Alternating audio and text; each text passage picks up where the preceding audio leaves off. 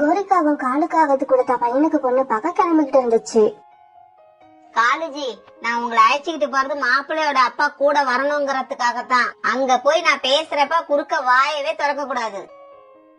சாதாரணமாவே நான் பேச மாட்டேன். நீ இப்படி சொல்லிட்டு இல்ல, நான் வாயவே திறக்க மாட்டேன். அம்மா, அங்க வந்து நான் பேசலாமா கூடாதா? நீ ஏன்டா கவலைப்படுற? உன்னை நான் அழைச்சிக்கிட்டே போக போறது இல்ல. கோரி, ஜக்கு வந்து அவன் கல்யாணம் பண்ணிக்க போற பொண்ண பாக்க வேண்டாமா? வேண்டாம், நான் பார்த்து ஓகே சொல்ற பொண்ணு கழுத்துல அவன் தாலி கட்டினா போதும். இப்ப காலுக்காகவும் கோரிக்காகவும் ஜக்குவுக்கு பொண்ணு பார்க்க பறந்து போனாங்க. உங்க பொண்ணுக்கு என்னென்ன வேலை பார்க்க தெரியும்? உணவு தேட தெரியுமா? என் பொண்ணுக்கு எல்லா வேலையும் தெரியும். அவளுக்கு தெரியாத வேலையே கிடையாது. உணவு தேடுறது, வீடு கட்டுறது, வறட்சி காலத்திலயும் உணவு தேடுறது, இப்படி எல்லாமே என் பொண்ணுக்கு கை வந்த கலை. மத்தபடி வீட்டு வேலை எல்லாம் எப்படி செய்வா? அவளோட வேலையில நீங்க எந்த குறையும் கண்டுபிடிக்க முடியாது. சம்பந்தி, எனக்கு வர மருமகிட்ட நகையையோ பணத்தையோ நான் எதிர்பார்க்கல. ஆனா இன்னொன்னு எதிர்பார்க்கறேன். அந்த ஆசைய மட்டும் உங்க பொண்ணு நிறைவேற்றினா போதும். சொல்லுங்க சம்பந்தி, சொல்லுங்க. உங்க ஆசை என்னன்னு சொல்லுங்க. எங்க அப்பா பெரிய ஜமீன்தாருன்னு உங்க எல்லாருக்குமே தெரியும். ஆனா ஒரு ஆண் வாரிசு இல்லாம அவர் எவ்வளவு வருத்தப்பட்டான்னு எனக்கு மட்டும்தான் தெரியும். அதனால என் பையனுக்கு குழந்தை ஆண் குழந்தையாதான் பிறக்கணும். இல்லன்னா உங்க பொண்ணு உங்க வீட்டுக்கே திரும்பி வந்துருவா. இப்படி சொன்ன கோரிக்காவும் காலுக்காகத்தை அழைச்சுக்கிட்டு அங்கிருந்து பறந்து போயிடுச்சு. அம்மா, எனக்கு என்ன இப்படி ஒரு மாமியார் கிடைச்சிருக்காங்க? ஆண் குழந்தையோ பெண் குழந்தையோ அது ஏன் கையிலயாமா இருக்கு? எனக்கு இந்த கல்யாணம் வேண்டாமா. மைனா, நீ ஒன்னும் கவலைப்படாத. அவங்க பெரிய பணக்காரங்க, அப்படிதான் பேசுவாங்க. கடவுள் நமக்கு எல்லாத்தையும் நல்லாவே நடத்தி தருவாரு. அப்பா அப்பா, பொண்ண பாத்தீங்களா? பொண்ணு எப்படி இருக்கு? ஜக்கு, பொண்ணு ரொம்ப அழகா இருக்கா. அப்புறம் பொண்ணுக்கு எல்லா வேலையும் தெரிஞ்சிருக்கு. அந்த வேலையெல்லாம் உங்க அம்மாவுக்கு இப்ப கூட தெரியாது. காலேஜி, வாய கொஞ்சம் மூடுறீங்களா? ஜக்குவுக்கு பொண்ணு எடுக்கிற குடும்பம் ஒண்ணுமே இல்லாத குடும்பம். இருந்தாலும் எதுக்கு நான் அங்க இருந்து பொண்ணு எடுக்கிறேன்? அந்த மாதிரி குடும்பத்துல இருந்து பொண்ணு எடுத்தாதான் அவ எனக்கு அடங்கி நடப்பா. இருந்தாலும் குழந்தை ஆண் குழந்தையா பிறந்தாதான் அவ இந்த வீட்டுல தொடர்ந்து இருப்பா. இல்லன்னா என்னம்மா செய்வ? அவளை கொன்னுடுவியா? சமயம் வரட்டும், அத நான் அப்ப சொல்றேன். சரி சரி, எல்லாரும் சீக்கிரமா தூங்குங்க. காலையில மைனா வீட்டுக்கு போய் அவளை ஜக்குக்கு திருமணம் பண்ணி அவளை இங்க கொண்டு வரணும்.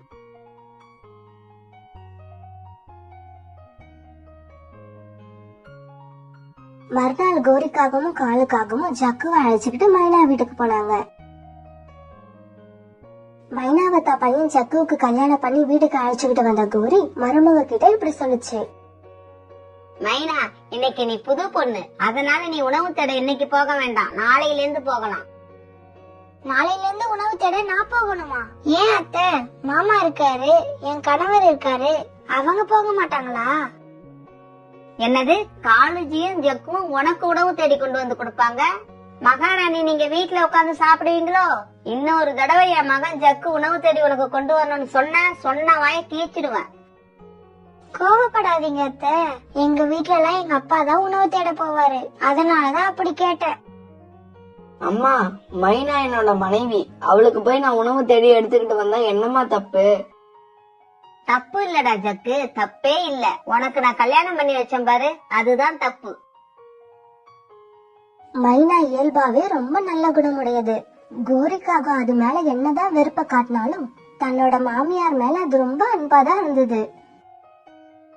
அத்தை, இந்த பழங்களை எல்லாம் சாப்பிடுங்க. நான் உங்களுக்காகவே இதெல்லாம் தேடி கண்டுபிடிச்சு கொண்டு வந்தேன். என்ன பேசுற நீ? நீ சொல்றத பார்த்தா என்னவோ இதுக்கு முன்னாடி நாங்க இதெல்லாம் சாப்பிட்டதே இல்லங்கிற மாதிரி இருக்கு. உண்மைதான் கோரி, இந்த மாதிரி சுவையான பழங்களை பார்த்து ரொம்ப நாள் ஆகுதுதான். காலேஜி, வாய மூடிக்கிட்டு சாப்பிடுங்க. கோரிக்கு மருமகளை பாராட்ட மனசே வராது.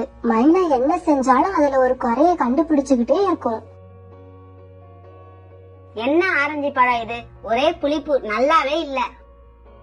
என்ன கோரி, புளிப்புன்னு சொல்ற, ஆனா கொஞ்ச நேரத்துல 2 ஆரஞ்சு பழத்தை உள்ள தள்ளிட்ட. காலேஜி, நீங்க சாப்பிடுறீங்களா இல்ல நான் எவ்வளவு சாப்பிடறேன்னு எண்ணிக்கிட்டு இருக்கீங்களா? இப்படியே சில நாட்கள் நகர்ந்துச்சு. இப்ப கோரிக்காகத்தோட மருமக மைனா முட்டையிட்டு 3 நாள் ஆகியிருந்துச்சு. முட்டைய பார்த்த காலு, மைனா, ஜக்கு இவங்க 3 பேரும் ரொம்ப சந்தோஷப்பட கோரி மட்டும் எதை பத்தியும் யோசிச்சுக்கிட்டே இருந்துச்சு. என் மருமகளுக்கு ஆண் குழந்தை பிறந்தா மட்டும்தான் எனக்கு சந்தோஷம். இந்த முட்டையை எடுத்துட்டு போய் ஸ்கேன் பண்ணி பார்த்தாதான் இது என்ன குழந்தைன்னு நாம கண்டுபிடிக்கலாம். இந்த உண்மையை சொன்னா மைனாவும் ஜக்குவும் முட்டையை கொடுக்க மாட்டாங்க. இப்ப என்ன சொல்லி இவங்க கிட்ட இருந்து முட்டையை வாங்கிட்டு போறது? கோரி, மைனா முட்டையிட்டதுல இருந்து நாங்கெல்லாம் ரொம்ப சந்தோஷமா இருக்கோம். ஆனா நீ மட்டும் ஏதோ யோசனையாவே இருக்க. நீங்க வேற, மைனா முட்டையிட்டதுக்கு அப்புறம் தான் நான் சந்தோஷமாவே இருக்கேன். அப்புறம் இந்த முட்டையை ஒரு தடவை ஸ்கேன் பண்ணி பார்த்துட்டேன்னா இன்னும் சந்தோஷமா இருப்பேன். அத்தை, என் முட்டைய நான் கொடுக்க மாட்டேன். ஒருவேளை இந்த முட்டையில பெண் குழந்தை இருந்தா நீங்க இந்த முட்டையை அழிச்சிருவீங்க. அத்தை ப்ளீஸ், ஸ்கேன் பண்ண வேண்டாம். எந்த குழந்தை பிறந்தாலும் நம்ம அதை சந்தோஷமா ஏத்துப்போம். மண்டு மண்டு, நீ நினைக்கிற மாதிரி இல்லடி. நான் அவன் முட்டையை எடுத்துட்டு போய் ஆனா பொண்ணான்னு ஸ்கேன் பண்ணி பார்க்க போறது இல்ல. வேற எதுக்குமா கேக்குற? ஜக்கு, என் ஃப்ரெண்டோட மருமகளுக்கு போன வாரம் குழந்தை பிறந்தது. பாவம், அந்த குழந்தைக்கு ரெக்கையில வளர்ச்சியே இல்ல. டாக்டர் இனிமே அந்த குழந்தைக்கு ரெக்கை வளரவே வளராதுன்னு சொல்லிட்டாங்க. அத்தை, இப்ப அந்த குழந்தை எப்படி இருக்கு? எப்படி இருக்கும்? அங்கேயும் எங்கேயும் தத்தி தத்தி போயிட்டு இருக்கு. அத பார்த்து அவங்க அம்மாவும் அப்பாவும் தினமும் அழுதுகிட்டு இருக்காங்க. அந்த குழந்தை முட்டையில இருக்கும் போதே ஸ்கேன் பண்ணியிருந்தா டாக்டர் அந்த குறைய கண்டுபிடிச்சு அதுக்கு தக்க மருந்து கொடுத்து ரெக்கைய வளர வச்சிருப்பாங்க. இதையெல்லாம் எனக்கு பருந்து டாக்டர் தான் சொன்னாங்க. அதனாலதான் நான் மைனா முட்டையை எடுத்துட்டு போய் ஸ்கேன் பண்ணி பாக்கலாம்னு ஆசைப்படுறேன். கோரியோட பேச்சு உண்மை மாதிரியே இருந்ததால காலு, மைனா, ஜக்கு இவங்க 3 பேருமே அதை நம்பிட்டாங்க. கோரி, அப்ப உனக்கு பெண் குழந்தை பிறந்தாலும் சந்தோஷம் தானா? மனதார ஏத்துப்பியா? அதை அழிக்கணும்னு நினைக்க மாட்டிய? கண்டிப்பா. மைனாவுக்கு இப்ப எந்த குழந்தை பிறந்தாலும் நான் ஏத்துப்பேன். ஆனா குழந்தை எந்த குறையும் இல்லாம இருந்தா அதுவே எனக்கு போதும். இதை கேட்ட ஜக்குவும் மைனாவும் ரொம்ப சந்தோஷப்பட்டாங்க. அம்மா, இப்ப நீங்க எங்களோட முட்டையை தாராளமா எடுத்துக்கிட்டு போலாம். எடுத்துக்கிட்டு போய் ஸ்கேன் பண்ணி குழந்தையோட வளர்ச்சி எப்படி இருக்குன்னு தெரிஞ்சுக்கிட்டு வாங்க. மைனா, உனக்கும் சம்பந்தம் தானே? தாராளமா அத்தை என் முட்டையை எடுத்துக்கிட்டு போகட்டும். அப்படியே அத்தை கூட நானும் போயிட்டு வரேன். மைனா, நீ முட்டையிட்டு 2 நாள் தான் ஆகுது. உனக்கு உடம்பெல்லாம் ரொம்ப டயர்டா இருக்கும். அதனால நீ சாப்பிட்டுட்டு நல்லா ரெஸ்ட் எடு. அத்தையே தனியா போயிட்டு வந்துடுறேன். இப்படி சொன்ன கோரி முட்டையை எடுத்துக்கிட்டு டாக்டர் கிட்ட பறந்து போச்சு. கோரி, முட்டையை எடுத்துட்டு வந்திருக்க, எதுக்காக? டாக்டர், இந்த முட்டையை ஸ்கேன் பண்ணி பார்க்கணும். இந்த முட்டை யாருது? அவங்களையும் அழைச்சிட்டு வாங்க, அப்பதான் ஸ்கேன் பண்ண முடியும். டாக்டர், இது என் மருமக இட்ட முட்டை தான். அவளுக்கு டயர்டா இருக்குன்னு படுத்திருக்கா, அதனால நான் எடுத்துட்டு வந்தேன். அப்படியா? சரி சரி. கருவோட வளர்ச்சி எப்படி இருக்குன்னு மட்டும்தான் என்னால சொல்ல முடியும். அது ஆனா பண்ணான்னு சொல்லக்கூடாதுன்னு காட்டு அரசாங்கம் எங்களுக்கு உத்தரவு போட்டு இருக்கு. டாக்டர், எந்த குழந்தை பிறந்தாலும் நாங்க ஏத்துக்கதான் போறோம். நீங்க கருவோட வளர்ச்சி எப்படி இருக்குன்னு மட்டும் சொல்லுங்க, எங்களுக்கு அதுவே போதும். இப்ப டாக்டர் முட்டைய நல்லா ஸ்கேன் பண்ணி பாக்குது. கோரி, வளர்ச்சி எல்லாம் நல்லாவே இருக்கு, எந்த பிரச்சனையும் இல்ல. பேபி நல்லா ஆரோக்கியமா இருக்கு. இது போதும் டாக்டர், நான் இததான் எதிர்பார்த்தேன். எனக்கு இப்ப ரொம்ப சந்தோஷமா இருக்கு. ஓகே கோரி, பீஸ குடுத்துட்டு நீங்க கிளம்பலாம். டாக்டர் இப்படி சொல்ல கோரி பீஸ கொடுத்துச்சு. டாக்டர், ஒரு சின்ன ரெக்வெஸ்ட். என்ன ரெக்வெஸ்ட்? எந்த குழந்தை பிறந்தாலும் எனக்கு சந்தோஷம் தான், நான் ஏற்கனவே சொல்லிட்டேன். இருந்தாலும் பிறக்க போறது எங்க குடும்பத்தோட ராஜாவா இல்ல ராணியான்னு சொன்னீங்கன்னா அதுக்கு என்ன பேர் வைக்கிறது, வருங்காலத்துல அதுக்கு என்னென்ன ஏற்பாடு பண்றது, இதையெல்லாம் முடிவு பண்ண எங்களுக்கு ரொம்ப ஈஸியா இருக்கும்.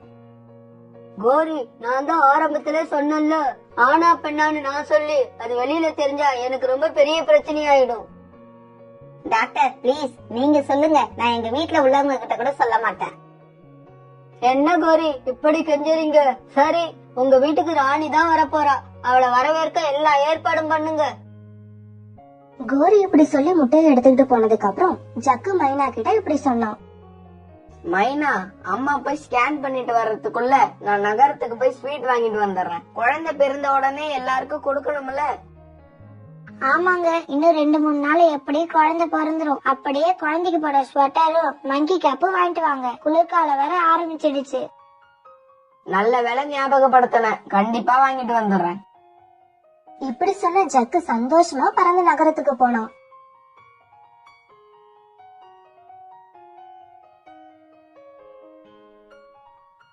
கிளினிக்ல இருந்து முட்டையை எடுத்துக்கிட்டு வந்து ஒரு மரத்துல உட்கார்ந்த கோரி இறுக்கமான மனசோடயே இருந்தது.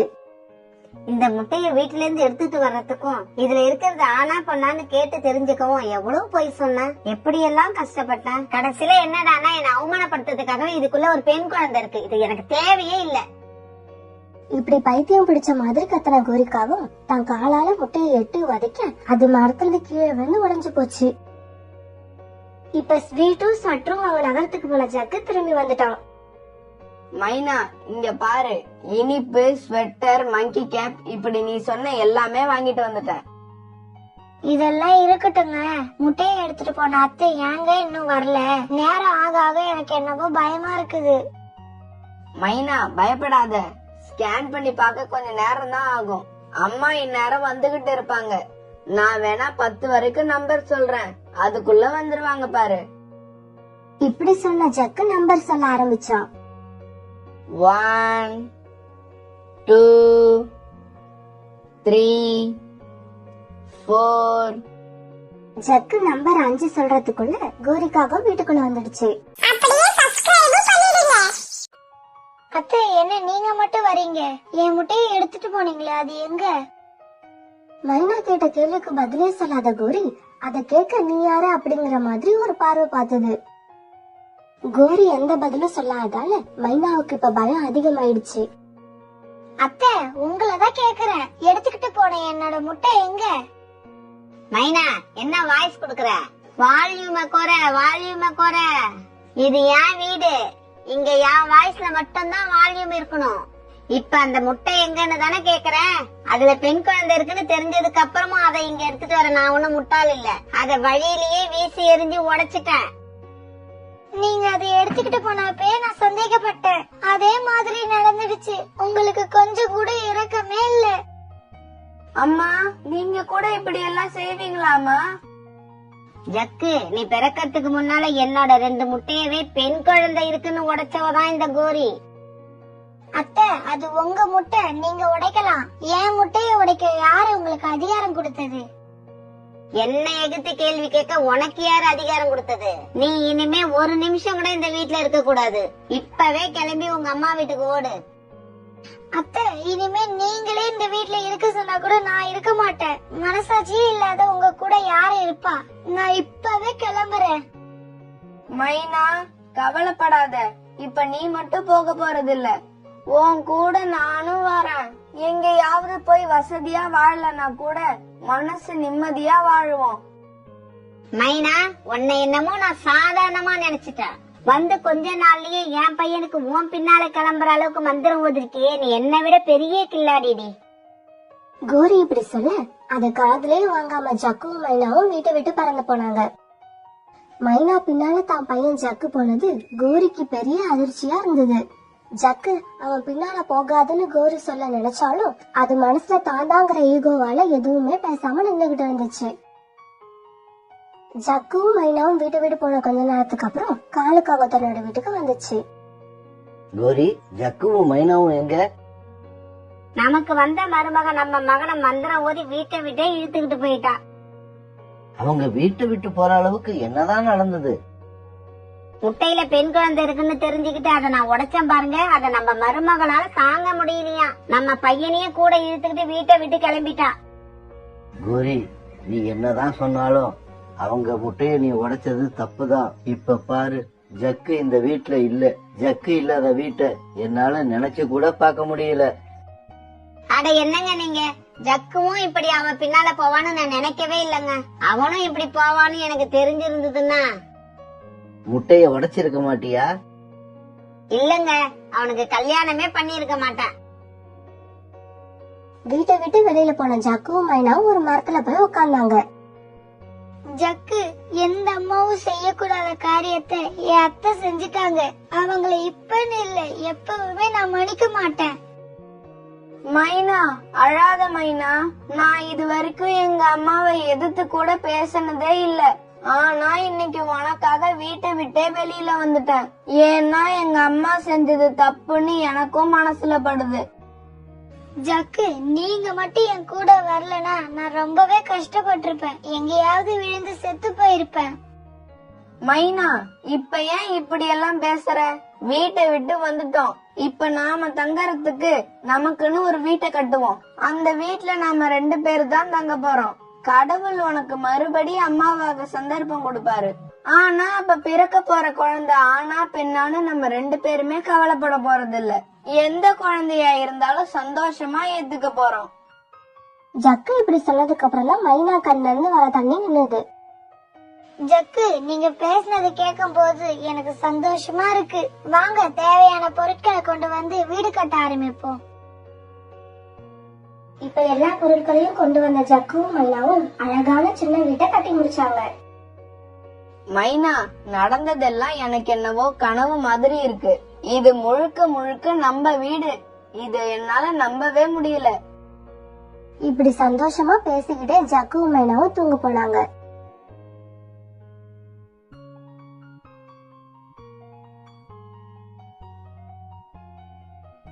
என்ன கோரி அக்கா, ஜக்குவும் மைனாவும் எங்க? ரொம்ப நாளா பார்க்கவே முடியல. தேடி தேடி பிடிச்சு கொண்டு வந்தனே ஒரு மருமக. அவ என் மகனையும் மயக்கி இந்த வீட்டை விட்டே இழுத்துட்டு போயிட்டான். அப்படியா? இல்லையே, நீங்க தான் உங்க மருமகளோட முட்டைய உடைச்சு அவங்க 2 பேரையும் வலுக்கட்டாயமா வீட்டை விட்டு துரத்திட்டீங்கன்னு கேள்விப்பட்டேன்.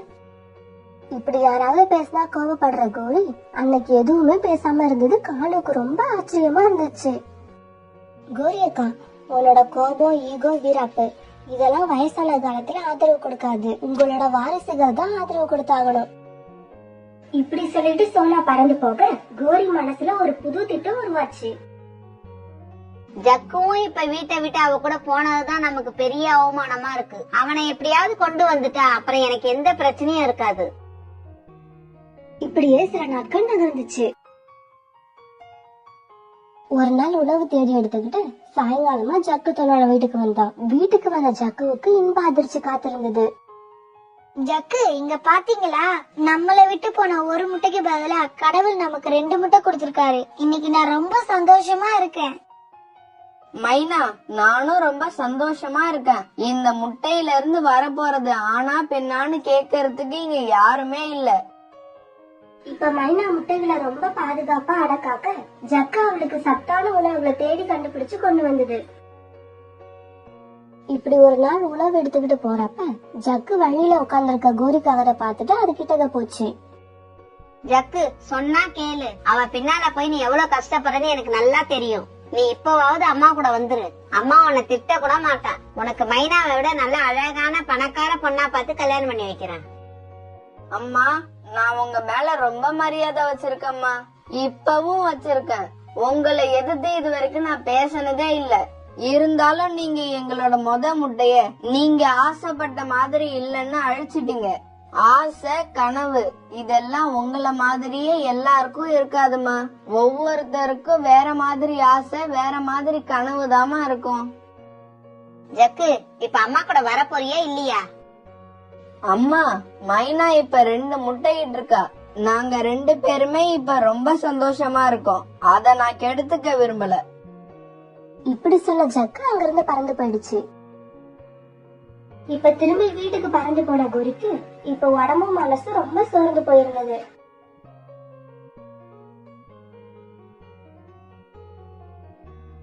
காலங்கள் ரொம்ப வேகமா ஓட ஆரம்பிச்சது. ஒரு நாள் காலுக்காகத்துக்கும் கோரிக்காகத்துக்கும் வயசாகி போயிடுச்சு. உடலாலையும் மனசாலையும் ரொம்ப சோர்ந்து போய் இருந்தாங்க. காலேஜி, எனக்கு தொண்டை ரொம்ப வறண்டு போயிருக்கு. கொஞ்சம் தண்ணி எடுத்து கொடுங்களாம். கோரி, நேத்து உணவு தேட போயிட்டு திரும்பி வரப்ப கால்ல திடீர்னு வலி வந்துடுச்சு. அது இப்ப வரைக்கும் சரியாகல. இந்த வயசுல எல்லாம் நம்மள பாத்துக்க யாராவது கூட இருக்கணும். ஒன்னு நானும் என்ன நீனும் பாத்துக்கிட்டா இப்படித்தான் கஷ்டப்படணும். காலுஜி, எனக்கு மனசே சரியில்லை. வாங்க பக்கத்தில் உள்ள அருவி வரைக்கும் போயிட்டு வருவோம். இப்ப பக்கத்துல உள்ள அருவிக்கு போன காலுவும் கோரியும் அங்க ஏற்கனவே வந்து பொழுது போக்கிட்டு இருந்த சோனா குருவி குடும்பத்தை பார்த்தாங்க.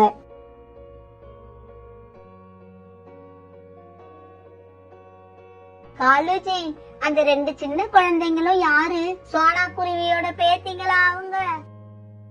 ஆமா ஆமா, சோனா குருவியோட பேத்திங்க தான் அவங்க.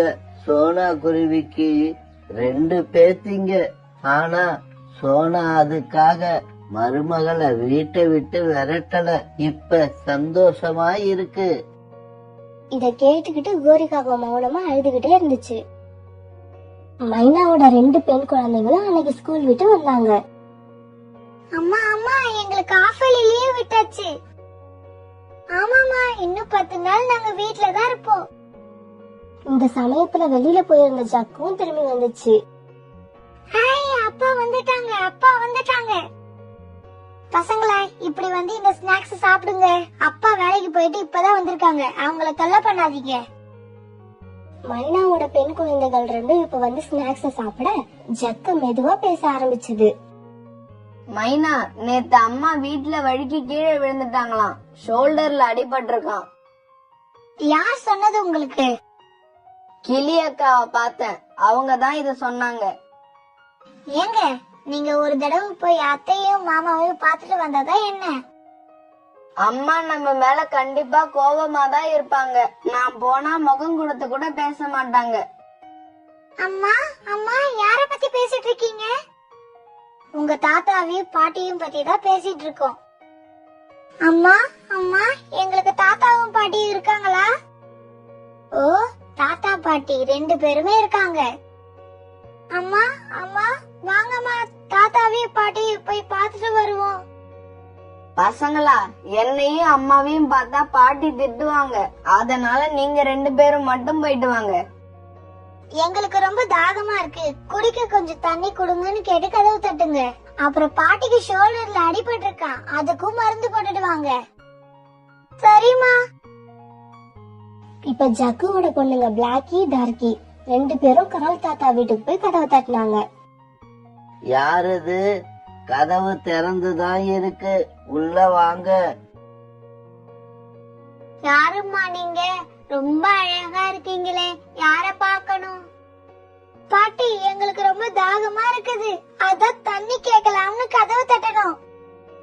அதோ அங்க தண்ணி இருக்கு, போய் எடுத்து குடிங்க செல்லுங்களா. ஆனா பிளாக்கியும் டார்க்கியும் தண்ணி குடிக்காம வீட்டை நல்லா சுத்தி பார்த்துட்டு பாட்டி கிட்ட வந்தாங்க. பாட்டி, என்ன உங்களுக்கு காயமா இருக்கு? நேத்து பாட்டி தடுமாறி கீழே விழுந்துட்டேன், அதனாலதான் இந்த இடம் காயமாயிடுச்சு. பாட்டி பாட்டி, நீங்க இப்படியே கொஞ்ச நேரம் இருங்க, நாங்க உங்களுக்கு மருந்து போட்டு விடுறோம். இப்படி சொன்ன பிளாக்கியும் டார்க்கியும் பாட்டிக்கு மருந்து போட்டு விட்டாங்க. பசங்களா, உங்களை இந்த காட்டுல நான் பார்த்ததே இல்லையே. நீங்க எங்கேந்து வரீங்க? உங்க அம்மா அப்பா யாரு? அப்பாவும் அம்மாவும் பேரை சொல்லக்கூடாதுன்னு சொல்லிருக்காங்க. சொன்னா நீங்க அவங்கள திட்டுவீங்களா? என் செல்லங்களா, பாட்டி திட்ட மாட்டேன், சொல்லுங்க, யாரு உங்க அப்பா அம்மா? எங்க அப்பா பேரு ஜக்கு, எங்க அம்மா பேரு மைனா, எங்க தாத்தா பாட்டி பேரு காலு கோரி. இத கேட்ட காலு கோரி 2 பேரும் ஆளுக்கு ஒரு பேத்திய அணைச்சுக்கிட்டாங்க. சரி பாட்டி, எங்களை விடுங்க, நாங்க போய் எங்க அப்பா அம்மாவை அழைச்சிட்டு வரோம். செல்லங்களா, நீங்க போய் தான் உங்க அப்பா அம்மாவை அழைச்சிட்டு வரணும்னு அவசியம் இல்ல. நீங்க 2 பேரும் வீட்டுக்கு போகாம இங்கேயே இருங்க, அவங்க தன்னால வருவாங்க. கோரியோட மாஸ்டர் மைண்ட் போட்ட பிளான் படி பசங்க 2 பேரும் காலு வீட்லயே இருக்க ஜக்குவும் மைனாவும் அவங்கள தேடிக்கிட்டு காலு வீட்டுக்கே வந்துட்டாங்க. இப்படி வந்த 2 பேரும் காலு கோரியோட காலை தொட்டு கும்பிட காலுவும் கோரியும் அவங்கள நெஞ்சோட அணைச்சுக்கிட்டாங்க.